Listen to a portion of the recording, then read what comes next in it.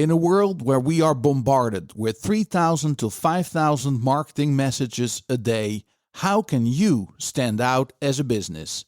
Here is the StoryBrand Podcast. A very warm welcome to the StoryBrand Podcast. Another one in English because we have an English-speaking guest today in our studio, and nobody less than Dr. J.J. Peterson. Dr. J.J. Peterson is a director at StoryBrand USA, so he's actually one of my colleagues. And I have the privilege of interviewing this smart, funny, friendly friend. That's how I would describe him. And I started with smart because there's so much I learned from Dr. J.J. Peterson and all the time that I spent with him throughout the last few years. He came a couple of times to the Netherlands, and on a very regular basis we have our Zoom calls in which we dive deep into StoryBrand stuff, discuss business, the growth, etc. And I'm very, very privileged.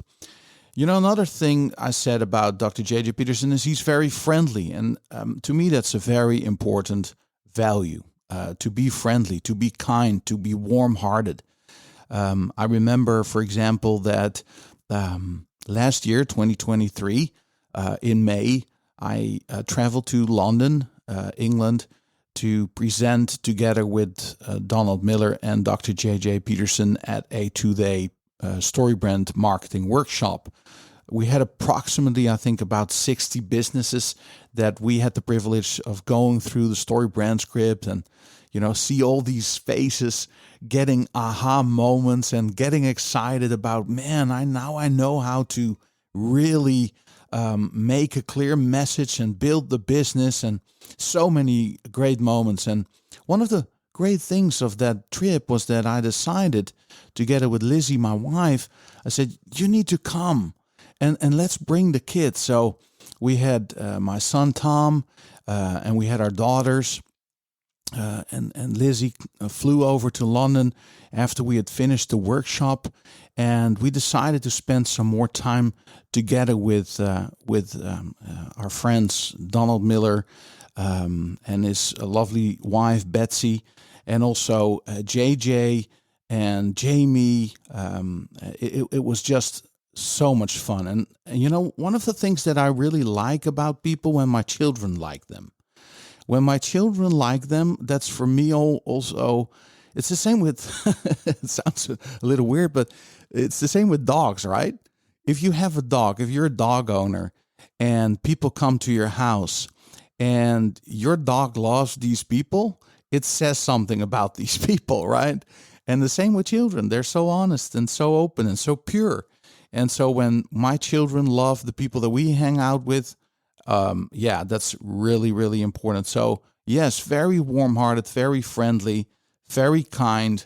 I've seen him interact with many different people in many different situations. And also when he was tired, he still had that attention span to really be there for them. You know, the reason I invited Dr. J.J. Peterson, he's been on the list for a long time, but it's not that long ago that we decided to have English-speaking guests as well. And actually, one of the reasons that we have English-speaking guests is because there's just so many people that don't speak Dutch and that have a great story to tell, right? So we really need that. And especially we here in the Netherlands, not everybody speaks Dutch as well. So there's whole communities that speak other languages, and English is one of those languages that unites. So yeah, I'm really excited that we have another English podcast. So many people here in the Netherlands or all over the world, because this podcast is listened to all over the world. And so that must be Dutch people all over the world, right? Because this podcast is mainly in Dutch. But we had Dan Carity talk about his new book. We had Santiago pretty recently, about actually last week, about him fleeing from Colombia into the US and building up his new life. And today we have Dr. J.J. Peterson. Now, what I want to talk about with Dr. J.J. Peterson is something that you will really find valuable. This might become a podcast that you want to re-listen to or re-watch, as we have recorded it at Riverside .fm. We also have the images, so you can watch this podcast as well on YouTube. Our YouTube channel is StoryBrand Nederland, and you can find it there as well. So, but the reason that you will love this podcast is, first of all, because of the person, JJ, and second, because of the knowledge he's going to share. He is a professor, and he studied narrative marketing and found that narrative marketing, if you had to put some bucks in marketing, you better do it in narrative marketing because it's so powerful. So that's number one. We're going to talk about narrative marketing, how to use the narrative, the story in your business, and how you can use it to grow your business, not only in marketing, but also in sales. The second thing we're going to talk about today is about when does StoryBrand work and when doesn't it work? When is it not going to work? What kind of companies have used StoryBrand? Big, small, profit, non-profit, service-based, product-based, B2C, B2B. What are the learnings from that? And what are some of these, why is StoryBrand, why is story still going strong in 2024 with artificial intelligence going on, with social media being so strong? Why do we need it more than ever before? So a lot of things that we're going to cover. We're going to dive right in. A couple of things about JJ. He is the Chief of Teaching and Facilitation at StoryBrand. He is the co-host for the chart-topping podcast, Building a StoryBrand, with Donald Miller. And he now has his own podcast through StoryBrand, which is Marketing Made Simple. And that's also the title of the book that he wrote together with Donald Miller. And that became a Wall Street Journal bestseller. And I've got great news. And that's my call to action for you today. Please go to bol.com or go to amazon.nl or go to managementbook.nl. We rather have you go to managementbook.nl because we have a goal. We want Marketing Made Simple, the Dutch version, which is coming out next month, June 2024. We want it to be a number one bestseller, just like the StoryBrand Dutch edition did a few years ago. So the book that JJ wrote together with Donald Miller is coming out in Dutch in June 2024. How exciting is that? And so we'll talk about the book a lot in the coming episodes. You'll see us if you follow us on LinkedIn, and if you follow us on Instagram, you will see a lot of stories about the book and the release, and it's going to be exciting. So yeah, JJ also is a teacher, a professor at Vanderbilt University in narrative marketing. He knows a lot about sales funnels, digital marketing, branding, narrative theory.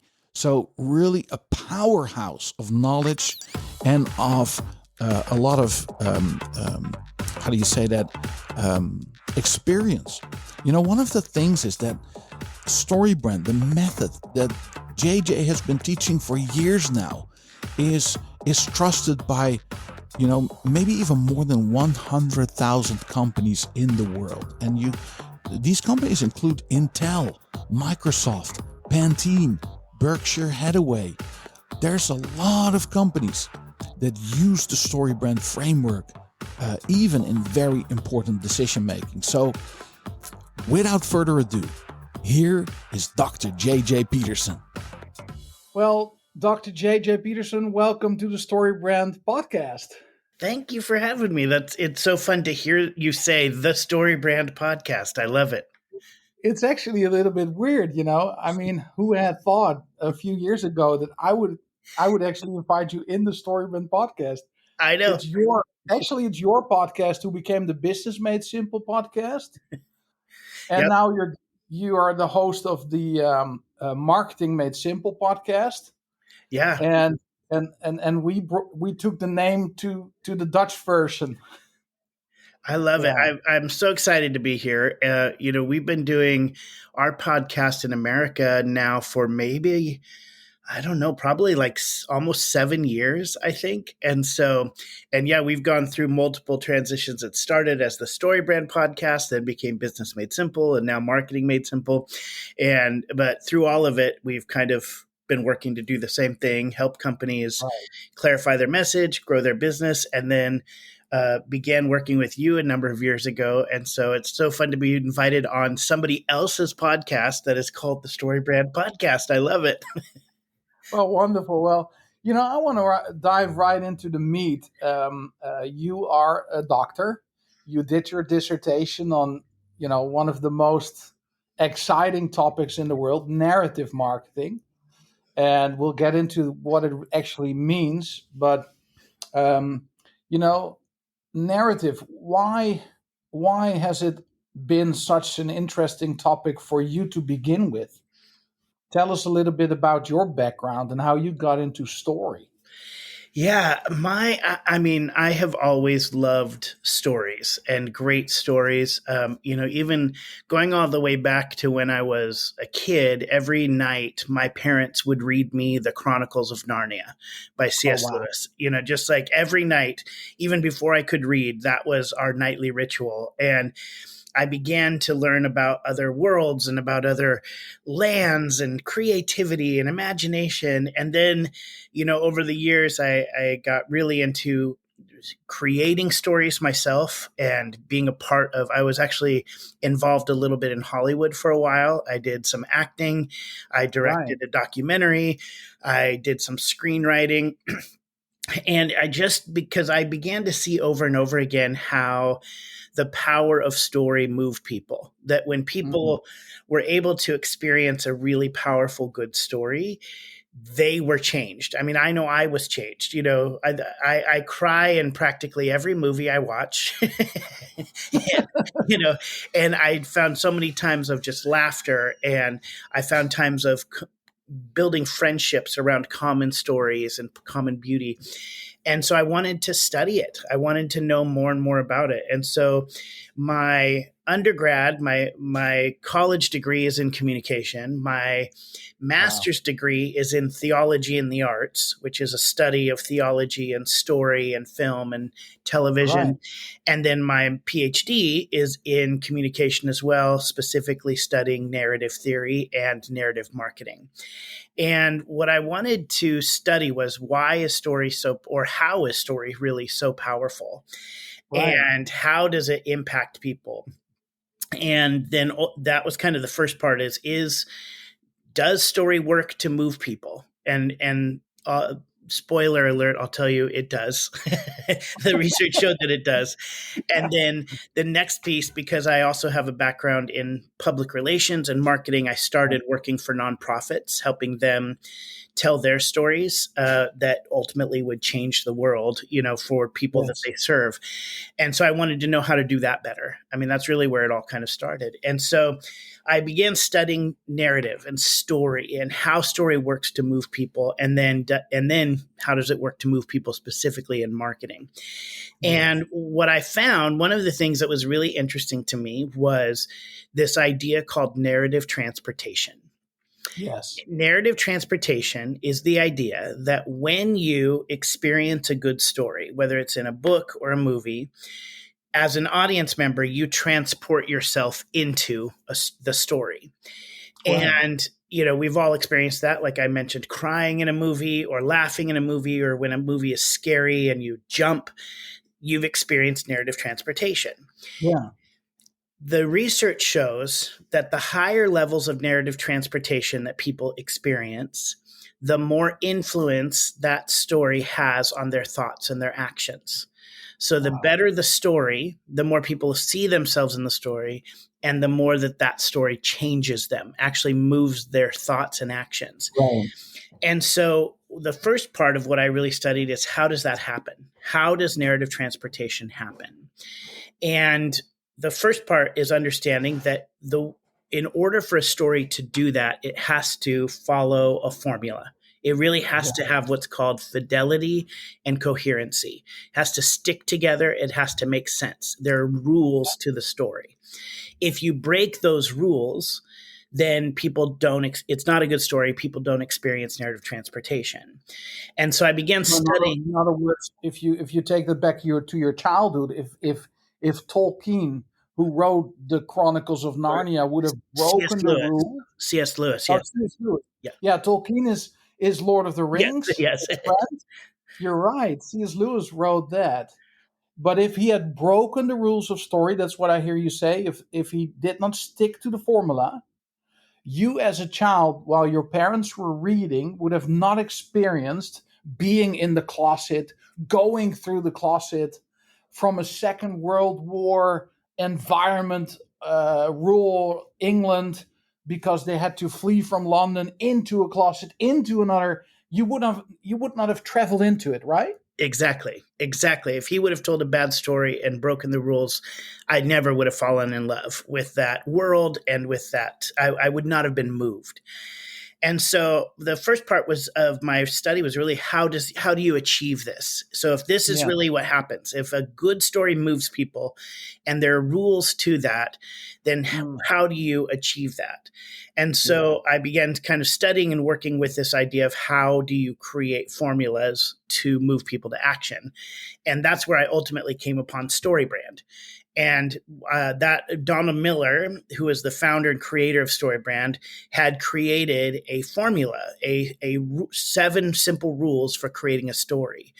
Yeah. So then the second part of what I did is I took that and I said, okay, if following the rules helps make a good story, and a good story moves people to action, then does that work in marketing? If you take those rules and apply it to marketing, then can you actually see better results? Yeah. And the answer to that study was yes. Yes, narrative marketing is actually the most effective way to move people to action. If you want to change hearts and minds, then and move people, then to do something with the story you're telling, then following a formula that creates narrative traction or narrative transportation in your marketing is really the best way to go. And the studies show that basically it works for everybody. It works in any kind of setting. If you use this for nonprofits, for NGOs, for service-based business, for product-based business, for huge business, for small business, for bakeries, for financial. I mean, it works for everybody. And if you use it, study, right? Yeah, I mean, more than 4,000 businesses have been part of your dissertation. This is not your opinion. No, this is based scientific research, because you did it actually to become a doctor, right? Yes. And even before I studied specifically the StoryBrand theory, there's a lot of research on using narrative theory in social media, in websites, and they have proven that people can actually experience narrative transportation, not just in movies, but they can experience it in marketing as well. Yeah. So that was all kind of study that was done before me. And then I took the StoryBrand theory, the framework, and then did a study around its impact and influence. And the research showed it worked for everybody, and it was helpful in growing people's business, shortening the amount of time they spent on marketing, getting more customers, profit, all sorts of areas. Wow. And in the meantime, you have helped thousands of businesses in the workshops, in the trainings, all over the world with the team at StoryBrand to really implement this, first create a clear script and then implement it. Can you name some brands that we might know, or companies that have come to StoryBrand and said, hey, guys, we read the books. We know we need a clear story. We want to implement this in our business. I mean, it's from small to big, but maybe you can share a little bit about the big one, so we know this is this is real, right? Yeah. Yeah. There are a lot that we can't talk about just because of disclosure agreements, but, companies that we've worked with, at different levels, one of our more recent clients was Tempur Sealy. So the mattress company, they're the number one mattress company in the world. They've implemented it throughout all of their salespeople, their marketing, and even when they go and help stores sell the mattresses, they give them narrative marketing. Microsoft, Mitsubishi, Mars Pet Care. So Mars is the largest privately owned company in America, I believe. And, so basically in all of those, you have software, you have mattresses, you have dog food. We also have worked with real estate companies that are very large in America, Keller Williams and a number of those. So people who sell services and people who sell products. And then, just a couple of weeks ago, I was working with a company that sells bracelets. They actually they sell very expensive bracelets, but they sell bracelets, and they're here local in Nashville, and we are helping them out. And so it really is everything from kind of a store here in Nashville all the way to worldwide brands. Wow. So, if you look at narrative marketing, it's using the narrative, it's using the story in marketing. And what I hear you say is, I would bet my bucks if I would own a company and would put marketing, I would do narrative marketing. It's a big return on investment. That's what I hear you say. So how does, narrative marketing impact consumer behavior and loyalty in this digital age that we live in? When you know how to tell good stories, you know how to be clear about the product you're offering, and you know how to be clear about how it helps your customer succeed in life.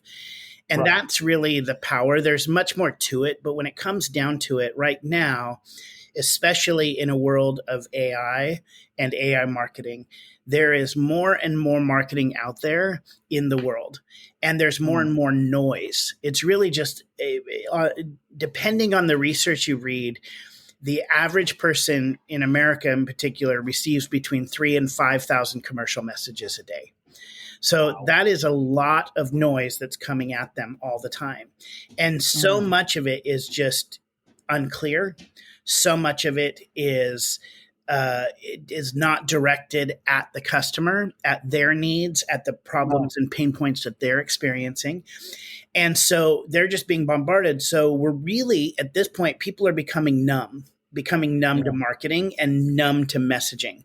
We know the tricks. We know what people are going to do. We know we're going to get emails. We know, everybody's going to have a website. We know all of these things. So we've started to become numb to so much of the messaging that's out there in this digital age, especially now we're moving with AI marketing. And when you have a clear story, what it actually does is it helps cut through that noise. It helps you stand out in the market and be noticed and be seen, and people immediately know what you offer, how it makes their life better, how to get it, and what your product is all about, what problem your product solves. If you're just kind of throwing facts at people or throwing information or trying to make something pretty and clever, then you're just blending in with the rest of the noise. But when you follow the story framework, what it really does is help you clarify that message, keep it tight, keep it clear, so you actually stand out and get to your customer faster. Yeah. So it's actually more important now if you say that we get more marketing messages, and if we are beginning to see the tricks, and if we begin to get numb, if you want that attention, you need to have a very clear, it almost makes me think of light, and concentrated light being a laser beam. Then, the clearer your story, the more powerful that light that shines in somebody's heart, like, oh, that's why I need you. Exactly. That's what I hear you say. Exactly. And because what we're not talking about, when people say, I think one of the confusing things for people is they go, well, we tell good stories. We are a good storyteller, because they might have a good testimony that is very moving about how the product that they sell changed somebody's life. And they go, well, we tell good stories. We have good stories. The problem that's wonderful. And that's a piece of it, of when you're bringing in great testimonies and great videos about how your product changed people's life. That is a story. But what we're talking about here is story formula and story frameworks and understanding how story works. It's not just finding that one good testimony that's going to make everybody cry. What we're talking about is understanding how we take all of the information about our product and service and submit it to the rules of stories. And when you do that, and force your story to be clear, and force your story to be focused on your customer and focused to follow the framework. What that does is exactly what you're saying, is it forces all of this information that you have about what you sell, and it actually makes it like a laser beam and targets directly at your customer. If you don't do that, then it's just dispersed light. It's light that's going everywhere, and it's there, and you're going to make sales. It's not that the sales won't work. You're bringing light, but when you actually submit all of that information to the rules of story, what you do is you focus your clear message and create a clear story for your brand. You're not just telling good stories. Your brand is telling a good story. And one of the things that I learned from you is really like, a lot of times we as entrepreneurs, as marketeers, as professionals trying to tell a story in whatever capacity, and not only marketing, also sales. You mentioned also, working with sales teams, that get their messages clear. At this mattress company, for example, you've been working with salespeople in their sales messaging. One of the things I hear you say all the time is like, people don't buy the best products and services, or they don't buy they don't hire the best coach. They don't hire the best consultant. They don't go to the best company, but the ones they can understand the fastest or in the best way. So it's not so much about, you should have a good product. You should have a good service. But maybe people expect you to have a good service and a product, but whether they go for A or B is mostly dependent on the way they understand you. So how does that work? The biggest thing that story does is it focuses that information and basically helps people get to the information quicker. Like I was saying, it creates, like exactly like you said, kind of a laser beam. And what we teach people at StoryBrand is, you and I right here, we've been talking a lot about telling your brand story and telling your story. The reality of what StoryBrand actually does is help you invite your customer into a story. And the purpose of that is to make your customer the hero of the story. Most brands try to make themselves the hero of the story. And when you make yourself the hero of the story, you're actually in a competing story with your customer. Because every one of us wakes up every single day as the hero of our own story, right? Like, I am the main character in my movie. I experience a lot of problems. I experience a lot of struggle. I experience a lot of joy. But the camera is from my perspective. I am the hero of my story. And that is true for every one of your customers. So if your customer is the hero of a story, and you as a business are positioning yourself as the hero of a story because you're telling the wrong one, what you're actually doing is you're in competing stories. And your customer goes, they have a great story, but that's not my story. I'm not going to be a part of it. In fact, if they're the hero if a brand is the hero of their story, what our customers subconsciously think is the way that brand is going to win is by getting more money from me. And I don't want them to win. I want to win. And what then brands have to do is they have to become a discount brand in order to make their customer a hero, because they've positioned themselves as the hero and they're in competing stories. And so when you follow story formula and you understand that your customer is actually the hero of the story and you're inviting them into a story that you get to be a part of, what that does is it really focuses the attention of your message that you're creating on your customer survival and thriving, which then means that your customer will pay attention. If you're positioning your brand as the hero, your customer does not need to pay attention to that story.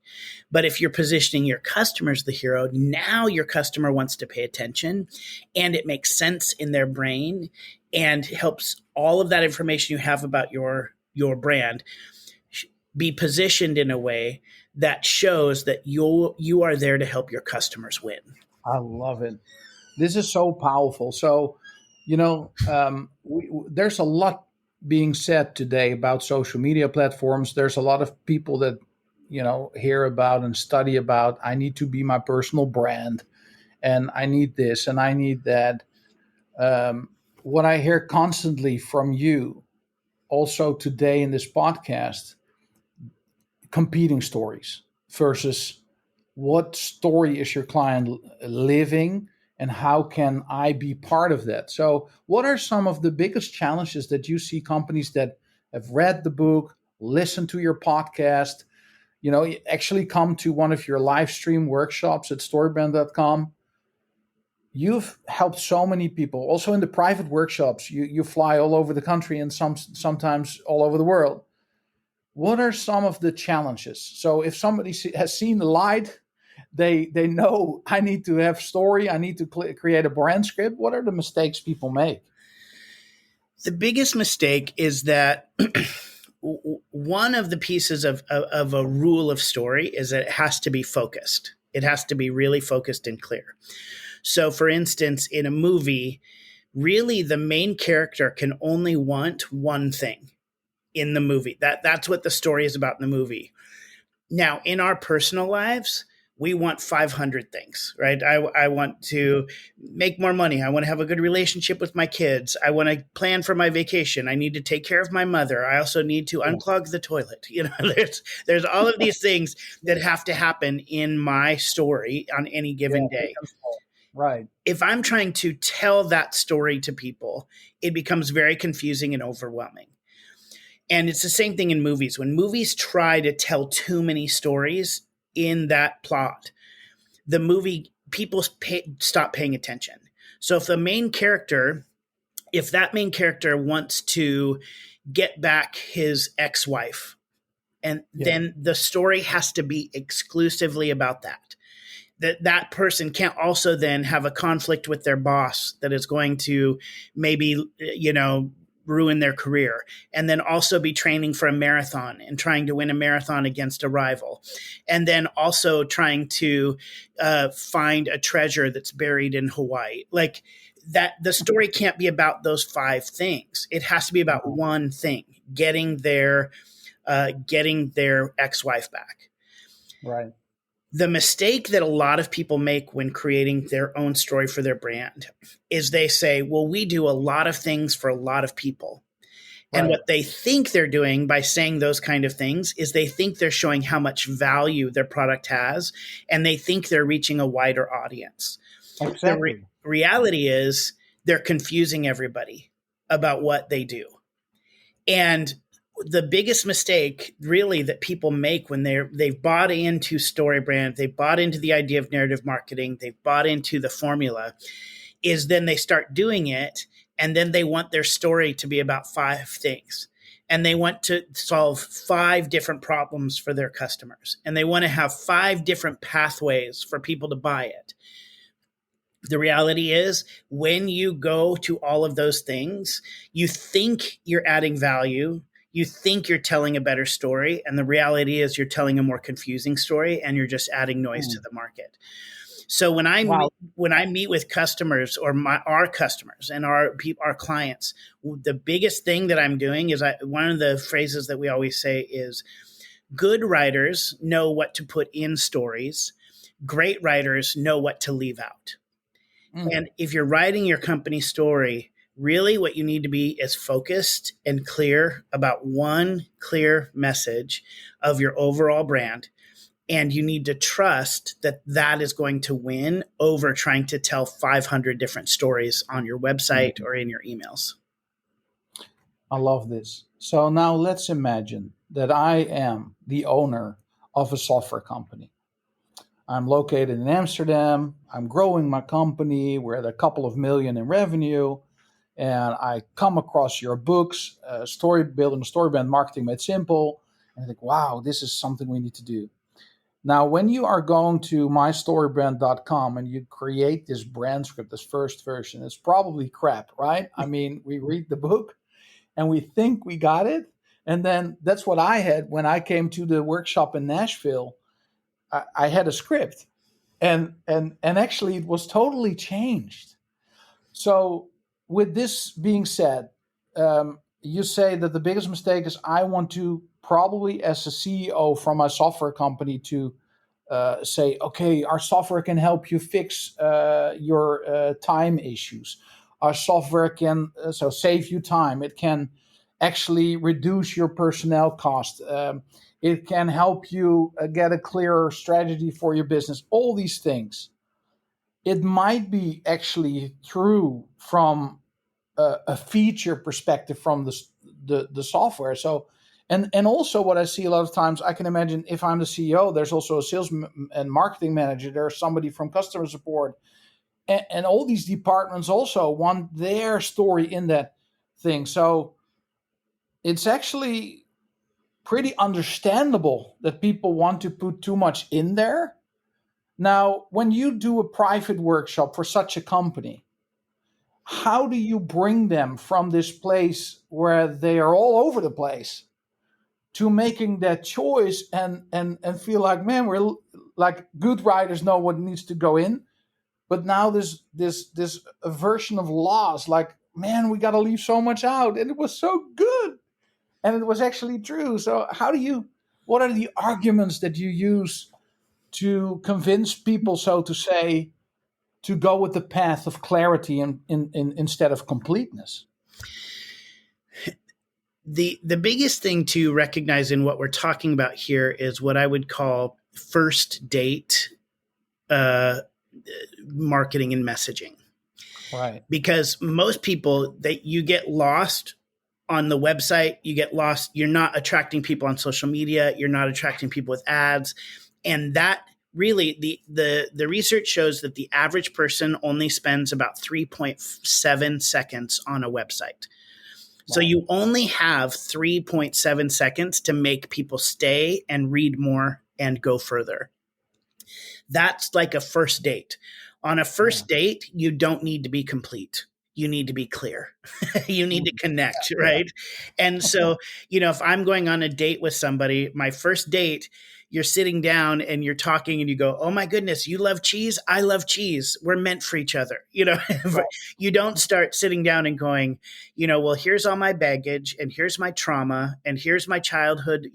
No, that's for later on down the road. You get more complete.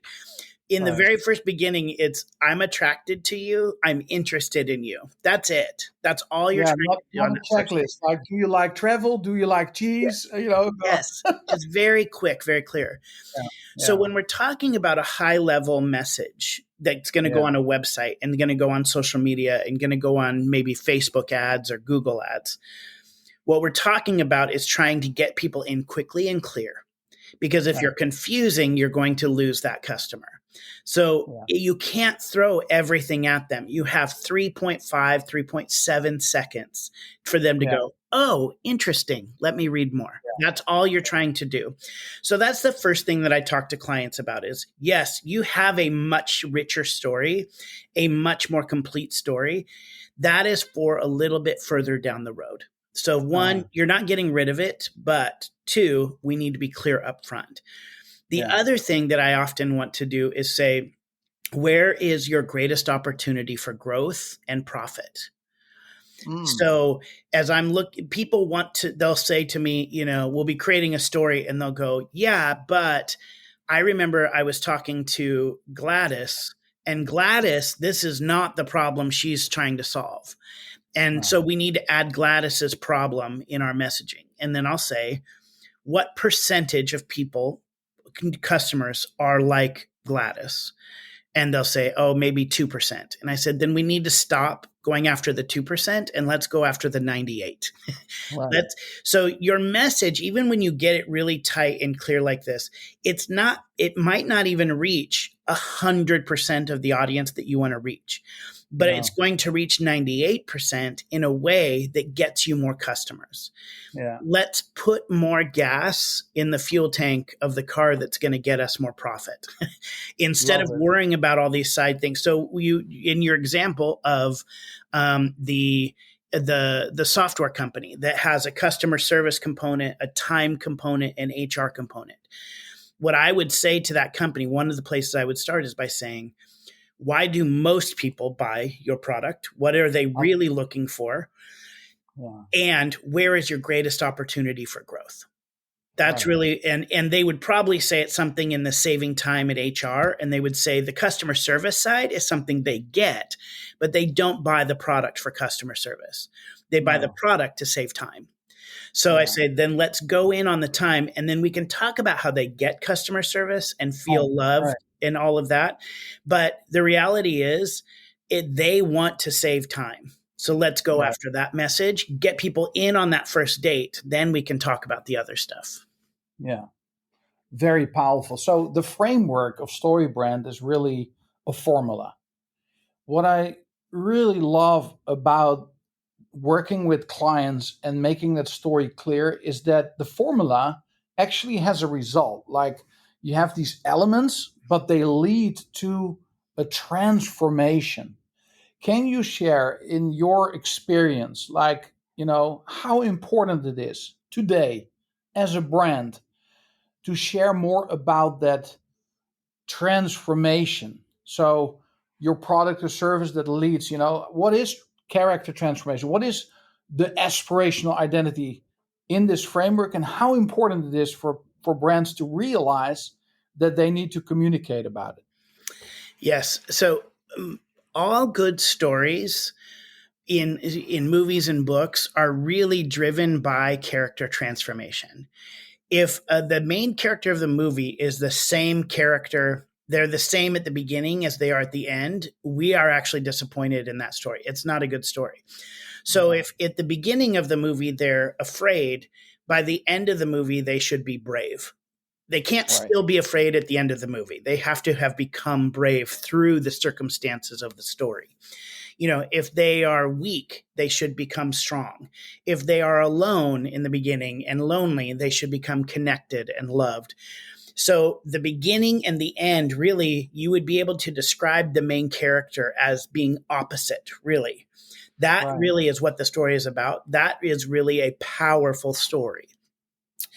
So for our customers, if we're inviting them into a powerful story,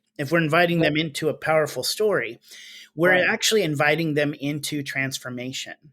And so what you want to be able to name is the question I will ask clients as part of the framework and part of the exercises of helping them clarify their message is I would say, how would you describe your customer before they work with you? When they have a problem, they're struggling with something, what are they struggling with, and how would you describe them? Then how would you describe them after they've bought your product or service? So same principles, right? You're saying before they're unorganized, after they work with us, they're efficient. And it's not about what they get from your product. It's about who they become. Brands that can position themselves as that transformation agent that help participate with their customer's transformation and give them a new identity, and not by like just us telling it to them, but really we help our customers own that identity through the language. When we can do that, we are going to win in the market. I mean, you can look at gigantic big brands that do this, like Nike, right? When you wear Nike, I wear Nike. I am not an elite athlete, but when I wear Nike, I feel a little bit more athletic. I feel a little bit stronger. I feel I'm more capable of going on a walk or a run or working out. I actually, when I go to the gym, I put on my Nike shoes because I actually am naming that transformation. I am becoming stronger by putting those on. The reason I feel that way is not just because it's a great product, but because Nike has told me that's who just do it. You have every person who wears Nikes are people who are capable. They are people who are strong. They are athletes. Nike has said this over and over and over in their branding. So when I put those shoes on, yes, there is a stylish element. Yes, there is a comfort element, but really is that I get to become something when I wear those, when I step to the gym in those. It's a very powerful example because actually, if you put Nikes next to any other brand, there's a different feeling about Nike, right? I mean, you feel more athletic. I found, by the way, in one of my Nike shirts when I go to the personal training, that if I turn the upside of my shirt around, it says, "You are an athlete." And, I'm not an athlete, but I do sure feel more of an athlete by just reading that little sentence. Yeah, every brand can do that, and you're just identifying that, and so that's one of the pieces of really a powerful story, and there's also beyond that, there's also research behind it, where basically in the 1950s and 60s, when advertising really was created, when it really became kind of what it is today. Yeah. The history of advertising really started with the idea of you are missing out. So it almost made people feel bad about themselves, and they were less than because they didn't have something or they didn't own something. And so marketing came out of a sense of lacking. Right. If you watch the research and see how that trend has changed, now we are in an era of aspirational marketing, where really what the marketers who are succeeding, what they are doing is they are saying, you already are this, or you long to be this, and our tool, whether you're selling taxes or real estate services or shoes or even baked goods, anything you're selling, what you're saying is our product helps you become this. It helps you become satisfied. It helps you become intelligent. It helps you become savvy. It helps you become successful. It helps you become clear. And when you say that to a customer, you're really inviting them into a powerful story of transformation. That is one of the pieces that helps people, going all the way back to the beginning of this podcast. That's what helps people experience narrative transportation, because they actually start putting themselves in the power of that story. It's so powerful. So, one of the ways that I look at it, and I'm very curious if you see it the same way or I'm missing something, is that we have come from an era where we talked, if we did marketing for a product or a service, it was mainly features. And then we went from features to benefits, like this is the benefit of the feature. And then we began to go more to emotional things, like especially in the car business, I saw a lot of emotion. But if you go to narrative, one of the benefits is that you talk about who you become. So not only if you buy this product, this is what you get, but this is who you become. It seems like there's a real level change. Like this is the level where most brands are trying to connect to their consumer, to their customer or client. And here is where we really need to connect. How do you look at that perspective from? Yeah, because I think what story does is really, and the right story in particular, incorporates all of those levels. And it's not designed when you say even features of a product, if a company only talks about the features of a product, what they're doing is making themselves the hero of the story. So they're telling a story, and they're telling a part of a story, but they're really just making themselves the hero, and it's a very boring story. Yeah. When you add benefits and talk about the benefits that the features have, what now you're doing is you're positioning your customer as the hero of the story, because it's about how do those features impact them.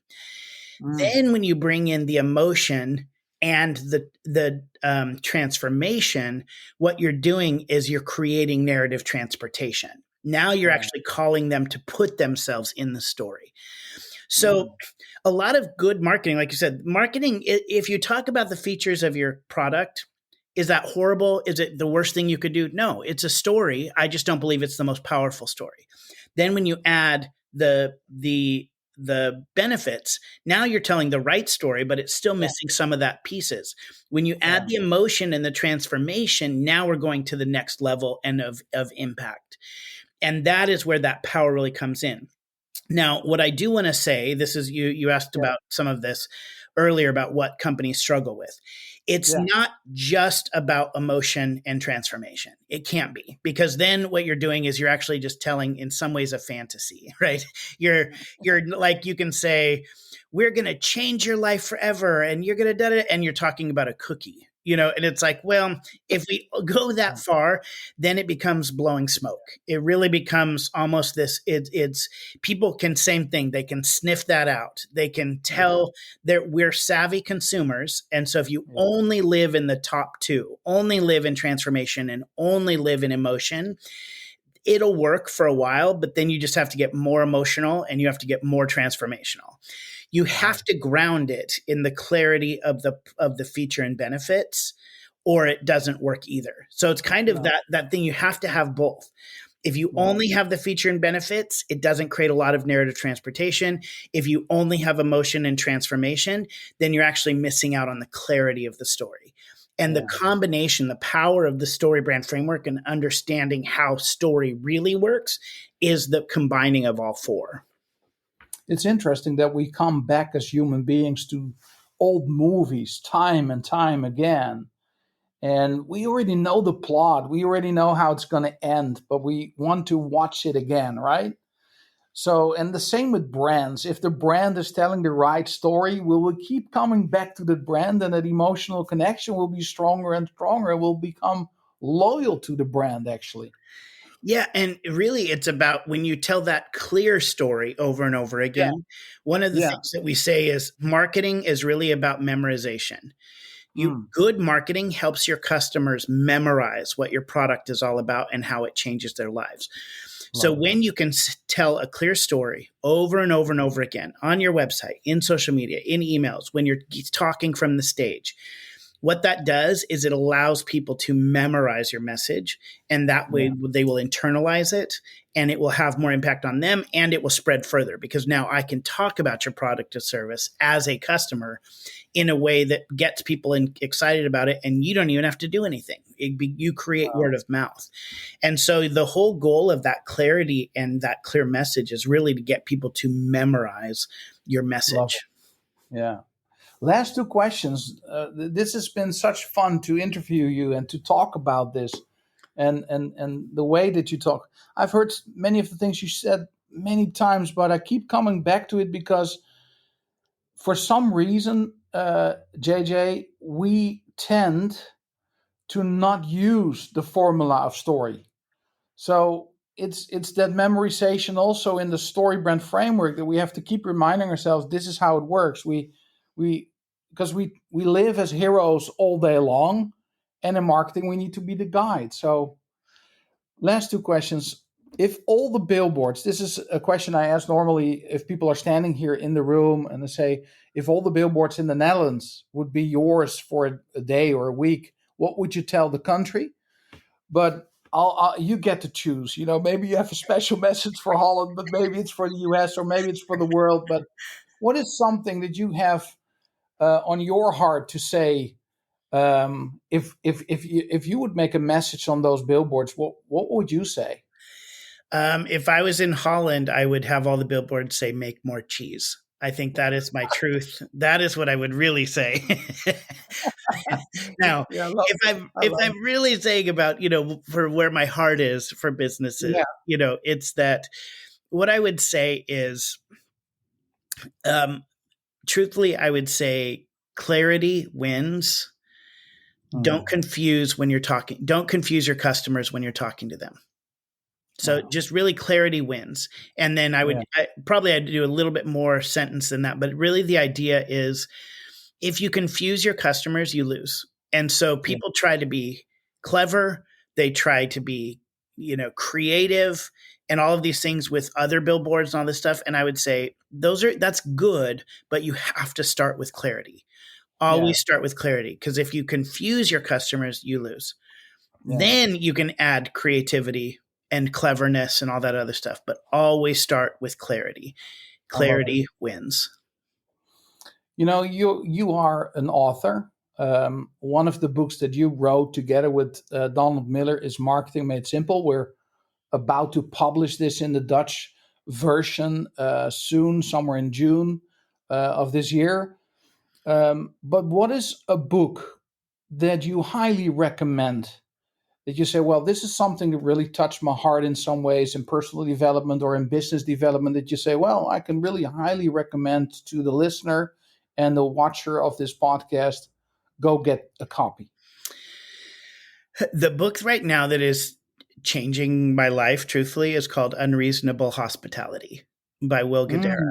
It really is a powerful, I would say, there's two business books that have changed my life. One would be StoryBrand, and then the other would be Unreasonable Hospitality. And I love the title, what it's about. What is the main message? It really is the idea that, it's about loving and serving your customers well and creating a magical experience for them. But even on a deeper level or a more clear level, it really is that hospitality is your competitive advantage, that somebody will come along behind you and they're probably going to be faster, smarter, and cheaper. What they can't beat you in is how you treat people and how you make people feel. And so that's a powerful message. Yeah. And so for me, I really genuinely believe if people have a clear message, that is your competitive advantage. Like you said earlier, people do not always buy the best products and services. So if somebody has a worse product than you and can communicate more clearly, you'll lose in the marketplace. So one, you need to have a StoryBrand. That's the best book, truthfully, and clarify your message. And then the other is you can have the best product, but if people feel horrible when they leave, they're not going to, your competitor will beat you in there too. So those two books, I really believe every business should read StoryBrand and Unreasonable Hospitality. We'll put it in the show notes. I'm going to order it myself. It's so good. Well, thank you so much for your time and your energy.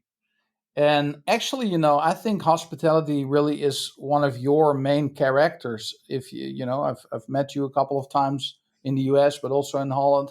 You are very kind. I think you touch a lot of hearts too. So, yeah, I can't wait to see you in real life again. I know. It's been too long. And like I said, if you get those billboards in Holland to all say make more cheese, I will be there faster. Let's do it. Well, thank you, JJ. And we're going to publish the podcast soon and on all the platforms. And if you are listening and watching this podcast, please go to your favorite podcast platform and subscribe to the Marketing Made Simple podcast from Dr. JJ Peterson. You won't be disappointed. So thank you very much. Thank you. Wow. That's the word that I want to use. Wow. I mean, this is such an exciting episode. We talked about so much valuable information that you can really apply in your business. And actually not only apply in your business, but really, what I like about this episode is that Dr. J.J. Peterson gave us inside information about why it works. And that will give you confidence of saying, man, I'm going to grab my copy of StoryBrand again, or I'll dive into the online course again, or I'll pick up my brand script again, and I'm going to use it more than ever before, because now, after listening to this episode of the StoryBrand Podcast, I'm convinced more than ever that this is the right decision for me to make, to use narrative marketing in my sales, in my marketing, to tell stories. And how great is it to, again, be assured that it's not about you and me, it's about the customer. It's about the client. It's about the hero, and we get to be a part in their lives. We really can make people's lives better with our products and services, but they need to know about it, and story is the way to convince a human brain. So I really want to encourage you, if you've forgotten a little bit about StoryBrand, if you need to dive into it again, and even if you would like to come again or for the first time to one of our workshops and spend time with me and my team to help you clarify your message and to help you implement the message and give you this 5-step marketing plan that you can go back to your office and say, hey, colleagues, let's do it. Let's use narrative marketing like never before, because we want to stand out from the crowd in that sea of noise and be a clear voice of hope, of trust, of power, so people know that's the place where I can get my problems solved. So really encourage you to do that. If you have enjoyed this podcast episode, please go to your favorite podcast platform, maybe Apple, Google, YouTube, Spotify, and give it a 5-star rating. Leave us a little review. Let us know what you think. And also send it to a friend. Share it through a link and help somebody and be the guide in somebody else's life. Thank you, JJ, and thank you, listener, and see you next week.